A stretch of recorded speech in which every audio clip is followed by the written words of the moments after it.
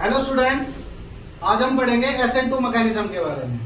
तो सबसे पहले हमारा आता है SN2 मैकेनिज्म क्या होता है। ठीक है, दो मैकेनिज्म होते हैं आपके न्यूक्लियोफिलिक सब्स्टिट्यूशन रिएक्शन के। न्यूक्लियोफिलिक सब्स्टिट्यूशन रिएक्शन के दो मैकेनिज्म होते हैं। पहला मैकेनिज्म है SN2 mechanism and second one is SN1 mechanism. तो सबसे पहले हम बात कर रहे हैं SN2 मैकेनिज्म के बारे में। SN2 का मतलब क्या है? सबसे पहले इसमें S is substitution, S is substitution, N nucleophilic. इसका मतलब है न्यूक्लियोफिलिक सब्स्टिट्यूशन या सब्स्टिट्यूशन किसका? न्यूक्लियोफिलिक का। एंड देखिए यहां पे क्या है, 2 का मतलब है बाई मोलिकुलर। क्या मतलब है? बाई मोलिकुलर मतलब दो मोलिक्यूल्स। ठीक है, वो सब्स्टिट्यूशन रिएक्शन जिसके अंदर क्या सब्स्टिट्यूट हो? न्यूक्लियोफिलिक सब्स्टिट्यूशन हो। और कौन सी हो? बाई मोलिकुलर हो। कौन सी हो? बाई मोलिकुलर हो। तो ये मैकेनिज्म जो है वो बच्चों को समझ नहीं आता। क्यों नहीं आता? क्योंकि हम इसको सिंगल एंडेड करते हैं। पहले SN2 समझते फिर SN1। मैं दोनों को कंपैरिजन करके समझाऊंगा। सेकंड मैकेनिज्म कौन सा है? SN1। अब यहां से जैसे मैंने इसका लिखा ऐसे ये भी पता चल गया आपको। SN2 है substitution nucleophilic bimolecular and SN1 is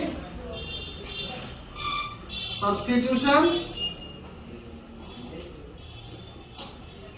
nucleophilic. और देखिए क्या फर्क है दोनों में? दोनों में 1 और 2 का फर्क है बस। 1 का मतलब है यूनिमोलिकुलर। कौन सी मोलिकुलर? यूनिमोलिकुलर। ठीक है, दोनों के लिए रिएक्शन सेम है। नेट हमने एल्काइल हैलाइड ले लिया CH3Cl, सबसे सिंपल एल्काइल हैलाइड CH3Cl। इसमें हम न्यूक्लियोफाइल ऐड कर रहे हैं, लेट OH नेगेटिव। ठीक है, रिएक्शन दोनों में सेम होगी। क्या? न्यूक्लियोफिलिक जो है वो हैलोजन को सब्स्टिट्यूट कर देगा, हैलोजन बाहर हो जाएगा। सेम रिएक्शन इसमें भी CH3Cl OH negative nucleophile that will give plus Cl. Then what is the difference? दोनों में प्रोडक्ट सेम है, वही न्यूक्लियोफाइल सब्स्टिट्यूट कर रहा है, तो डिफरेंस क्या है? चलिए डिफरेंस से शुरू करते हैं। अगर मैं इसको खोल के लिखूं तो ऐसे लिखूंगा H H H NCl just like tetrahedral. Cl3D में हम इसको ऐसे नहीं दिखा सकते, तो हमने इसको ऐसे दिखा।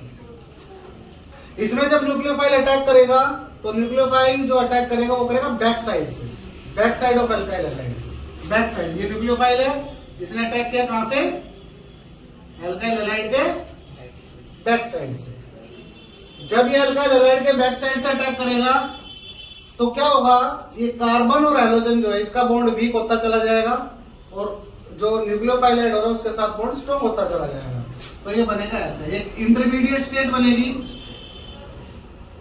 मैंने डॉटेड लाइन से दिखाया है। डॉटेड लाइन का मतलब क्या है? डॉटेड लाइन का मतलब है कि कार्बन और हैलोजन का जो बॉन्ड है वो वीक होने लग रहा है और कार्बन न्यूक्लियोफाइल का बॉन्ड स्ट्रॉन्ग होने लग रहा है। इस स्टेट में कार्बन ने कितने बॉन्ड बना रखे हैं?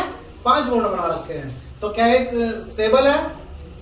जी नहीं, ये स्टेबल नहीं है। कार्बन 4 बॉन्ड बनाता है। इस स्टेट का नाम है transition state and this state is highly unstable, so this state can't be isolated. ये स्टेट एग्जिस्ट नहीं कर सकती, इसलिए ये क्या करेगा? अपने आप को जल्दी से बॉन्ड को ब्रेक करेगा। Cl नेगेटिव यहां से बाहर हो जाएगा, ये बन जाएगा H H H and Cl negative यहां से निकल गया है। ठीक है, अब सेम रिएक्शन इसके लिए, बट इसमें देखो हमने इसको ऐसे लिया।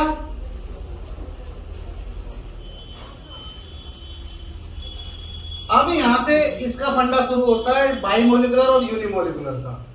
इसमें 2 मॉलिक्यूल थे जो रिएक्शन कर रहे थे, CH3Cl एंड OH, दोनों ने इकट्ठे पार्टिसिपेट किया है, इसलिए क्या है? बाइमोलिकुलर। इसमें ये यूनिमोलिकुलर, इसका मतलब इसमें एक टाइम पे सिर्फ एक रिएक्टेंट पार्टिसिपेट करेगा एंड एक रिएक्टेंट जो पार्टिसिपेट करेगा वो कौन सा होगा? क्या होगा इसमें? फिर अकेला अगर पार्टिसिपेट कर रहा है तो ये क्या करेगा? पहले अपने बॉन्ड को ब्रेक करेगा। इस बॉन्ड को ब्रेक किया, ये हो गया Cl। Cl नेगेटिव बाहर हो गया, ये बच गया कार्बन पे पॉजिटिव, क्योंकि ये वाला बॉन्ड इसका ब्रेक हो चुका है। कार्बन पे जहां पे पॉजिटिव चार्ज आता है उसको हम बोलते हैं कार्बोकैटायन। कार्बोकैटायन, कार्बन पे पॉजिटिव चार्ज।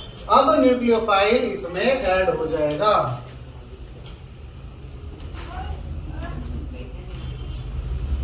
जब इसमें न्यूक्लियोफाइल अब ऐड हुआ तो ये बना CH H H and OH।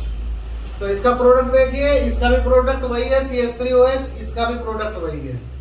But main difference की बात करते हैं हम शुरू से। इसमें अब कमिंग न्यूक्लियोफाइल है, बैक साइड से अटैक किया अल्काइल हैलाइड के, दोनों पार्टिसिपेट कर रहे हैं, इसमें सिंगल पार्टिसिपेशन। इसमें ट्रांजिशन स्टेट बन रखी है, इसमें ट्रांजिशन स्टेट नहीं बन रही। इसमें क्या बन रहा है? कार्बोकैटायन बन रहा है। ठीक है। अब एक चीज और जो मेन है वो देखिए, इसमें Cl का जो बॉन्ड था वो किधर था? राइट हैंड साइड में था, और जो हमारा फाइनल प्रोडक्ट आया उसमें OH का बॉन्ड किधर है? लेफ्ट है। इसी तरह नीचे वाले में SN1 में Cl का बॉन्ड राइट था, और जो ये आ रहा है इसका OH का बॉन्ड भी राइट है। इसका मतलब इसने एज इट इज अपनी कॉन्फ़िगरेशन को रिटेन किया है। जैसे इसकी कॉन्फ़िगरेशन थी उसी को इसने क्या किया है? यहाँ पे रिटेन किया है। तो इसलिए हम इसको बोलते हैं रिटेंशन ऑफ कॉन्फ़िगरेशन। और इसने क्या किया? इसने पहले 180 पे रोटेट किया, 180 पे रोटेट किया, ये बॉन्ड इधर गया, देखो इधर जुड़ गया। इसको बोलेंगे इन्वर्जन ऑफ कॉन्फ़िगरेशन। ठीक है, इन्वर्जन ऑफ कॉन्फ़िगरेशन। अब देखिए एक और मेन चीज, ये जो रिएक्शन होती है ये इतनी क्विकली होती है कि ऐसा लगता है कि सिंगल स्टेप है। क्यों? क्योंकि इसमें क्या होता है? न्यूक्लियोफाइल अटैक किया बैक साइड से अटैक किया तो ट्रांजिशन स्टेट बनी, और ट्रांजिशन स्टेट आइसोलेट नहीं होती है, इसलिए ये एकदम क्विकली हो जाती है। इसलिए हम SN2 मैकेनिज्म को सिंगल स्टेप काइनेटिक मैकेनिज्म भी बोलते हैं। कौन सा? Single step. ठीक है। ये जो मैकेनिज्म है ये 2 स्टेप में हो रखा है। पहला स्टेप कार्बोकैटायन का formation, and second step carbocation से न्यूक्लियोफाइल का ऐड होना। इसलिए ये सेकंड ऑर्डर काइनेटिक्स है। SN2 mechanism first order kinetics है, और SN1 mechanism second order kinetics है। उसमें न्यूक्लियोफाइल बैक साइड से अटैक कर रहा है, इसमें न्यूक्लियोफाइल अटैक नहीं कर रहा है शुरू में, इसमें ट्रांजिशन स्टेट बन रही है, इसमें कार्बोकैटायन बन रहा है। ये इन्वर्जन ऑफ कॉन्फ़िगरेशन दिखा रहा है, ये रिटेंशन ऑफ कॉन्फ़िगरेशन दिखा रहा है। These are the basic differences between SN2 mechanism and SN1 mechanism. अब आगे हम पढ़ेंगे कि कैसे कोई भी अल्काइल हैलाइड SN2 मैकेनिज्म दिखाता है, कैसे कोई अल्काइल हैलाइड SN1 मैकेनिज्म दिखाता है, और उनकी रिएक्टिविटी ऑर्डर क्या होती है, और जो रिएक्टिविटी ऑर्डर होती है वो किस फैक्टर पे डिपेंड करती है। ठीक है। तो हम पढ़ेंगे अब reactivity order in SN2 mechanism, and फिर पढ़ेंगे reactivity order in SN1 mechanism. ठीक है। तो अब शुरू करते हैं हम रिएक्टिविटी ऑर्डर SN2 मैकेनिज्म का पहले, फिर SN1 मैकेनिज्म। तो अब हम पढ़ेंगे SN2 मैकेनिज्म रिएक्टिविटी ऑर्डर। तो SN2 मैकेनिज्म जैसा कि हमने पढ़ा उसमें आपका कार्बोकैटायन नहीं बनता है, ट्रांजिशन स्टेट बनती है। तो उसका जो रिएक्टिविटी ऑर्डर है वो किस चीज पे डिपेंड करता है? वो डिपेंड करता है स्टेरिक इफेक्ट पे या स्टेरिक हिंड्रेंस पे। तो देखिए कई बच्चों को ये नहीं पता होगा व्हाट इज स्टेरिक हिंड्रेंस, क्योंकि 11th क्लास में पढ़ा था हमने। स्टेरिक हिंड्रेंस होता है जब 2 या 2 से ज्यादा, व्हेन 2 और मोर सेम, एक जैसे, नॉन बॉन्डेड, जिनका आपस में बॉन्ड ना हो, बल्कि ग्रुप, 2 और more same non bonded bulky group come close to each other, एक दूसरे के पास आते हैं तो उनमें रिपल्सन लगता है। That repulsion is called steric hindrance. तो चलिए अब प्राइमरी, सेकेंडरी और टर्शियरी अल्काइल हैलाइड ले रहा हूं मैंने लिया tertiary alkyl halide. Tertiary alkyl halide कौन सा होगा? जिसमें 3 बीटा कार्बन होंगे। ये वाला कार्बन अल्फा होता है, इसके साथ बीटा, बीटा एंड बीटा। इसी तरह सेकेंडरी ले लिया CH3 CH Cl CH3, ये अल्फा, इसमें 2 बीटा है, और एक ले लिया CH3 CH2 CH2 Cl, ये अल्फा ये बीटा है। ठीक है। अब देखिए इनमें क्या फर्क है, ये अल्फा है, इसके साथ ये बीटा जुड़ा हुआ है, इसमें इसके जैसा कोई बल्कि ग्रुप नहीं है जो नॉन बॉन्डेड हो। इसमें देखना इस CH3 का इस CH3 के साथ कोई बॉन्ड है, कोई बॉन्ड नहीं है डायरेक्टली।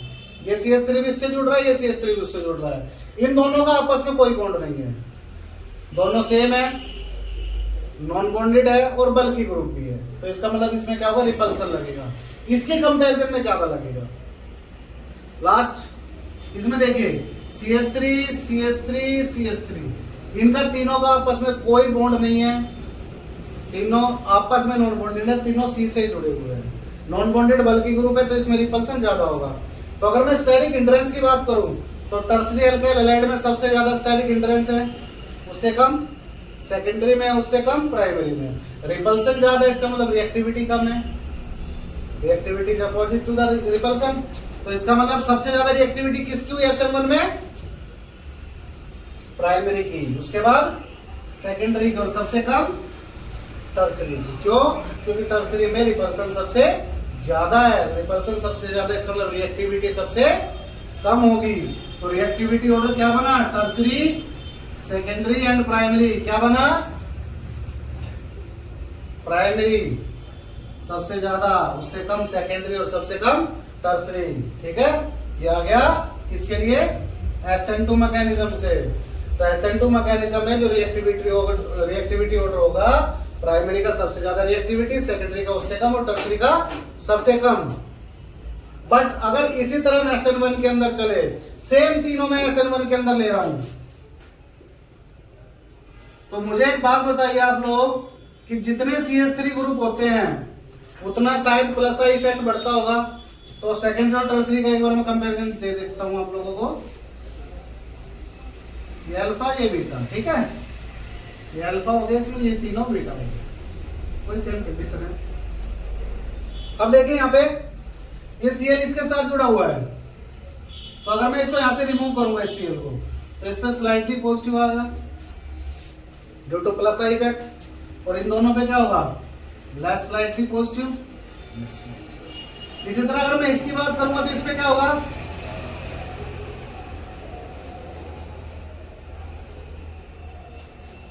इसमें 2 बीटा है तो लेस स्लाइटली पॉजिटिव 2 टाइम है, इसमें 3 टाइम्स है। तो इन दोनों के अगर मैं कंपैरिजन करूं तो कौन सा ज्यादा पॉजिटिव है, कौन सा ज्यादा पॉजिटिव है, टर्सरी, क्योंकि इसमें 1 2 3, इसमें सिर्फ 2 है, क्योंकि ये कॉमन हो गया सेम, ये वाला सेम, ये वाला सेम, एक एक्स्ट्रा बच गया। तो कौन सा ज्यादा पॉजिटिव है, टर्सरी वाला। और अगर मैं यहां प्राइमरी भी बनाऊं तो ये स्लाइटली पॉजिटिव, ये लेस है। तो इन तीनों में से सबसे कम पॉजिटिव ये है, जितना कम पॉजिटिव उतना कम रिएक्टिव टुवर्ड्स नेगेटिव। तो इसका मतलब सबसे ज्यादा पॉजिटिव टर्सरी है, तो टर्सरी सबसे ज्यादा जुड़ेगा नेगेटिव से, तो इसलिए रिएक्टिविटी सबसे ज्यादा इसकी होगी, फिर इसकी होगी और फिर इसकी होगी। इसके अंदर है SN1, इसकी वजह से है ड्यू टू कार्बोकैटायन, और कार्बोकैटायन जैसे जैसे बढ़ेगा वैसे वैसे प्लस आई इफेक्ट बढ़ेगा, और प्लस आई इफेक्ट बढ़ेगा तो नेगेटिव के टुवर्ड्स नेगेटिव चार्ज रिएक्टिविटी बढ़ेगी। तो देखिए दोनों मैकेनिज्म में जो रिएक्टिविटी ऑर्डर है बिल्कुल अपोजिट है एक दूसरे से। SN2 में प्राइमरी अल्काइल हैलाइड सबसे ज्यादा रिएक्टिव होता है, उससे कम सेकेंडरी और सबसे कम टर्सरी। इसी तरह SN1 मैकेनिज्म में टर्सरी की रिएक्टिविटी सबसे ज्यादा होती है, सेकेंडरी की उससे कम होती है और प्राइमरी की सबसे कम होती है। रीजन दोनों का अगर आपसे कोई डायरेक्ट पूछ ले तो SN2 मैकेनिज्म में जो रिएक्टिविटी ऑर्डर है उसका कारण है स्टेरिक हिंड्रेंस, और SN1 मैकेनिज्म में जो रिएक्टिविटी ऑर्डर उसका कारण है कार्बोकैटायन। ठीक है, क्या रीजन है, कार्बोकैटायन। अब मल्टीपल बॉन्ड के लिए आपके 2 होते हैं, अलाइलिक और बेंजाइलिक। ये लास्ट में नोट करके लिख लेना पॉइंट। अलाइलिक और बेंजाइलिक हैलाइड जो होते हैं वो SN1 मैकेनिज्म को ज्यादा फेवर करते हैं, इसका मतलब उनकी रिएक्टिविटी टुवर्ड्स SN1 मैकेनिज्म ज्यादा होती है। आज के लिए हमारा टॉपिक यही था। आई होप आप लोगों को टॉपिक समझ आ गया होगा। टॉपिक से रिलेटेड कोई भी क्वेरी है तो आप कमेंट बॉक्स में टाइप करके हमें भेज सकते हैं, लिख सकते हैं, आपको जल्द से जल्द उसका आंसर मिलेगा। और आगे की वीडियो देखने के लिए हमारे चैनल को लाइक कीजिए, सब्सक्राइब कीजिए और देखते रहिए हमारा channel. Thank you so much.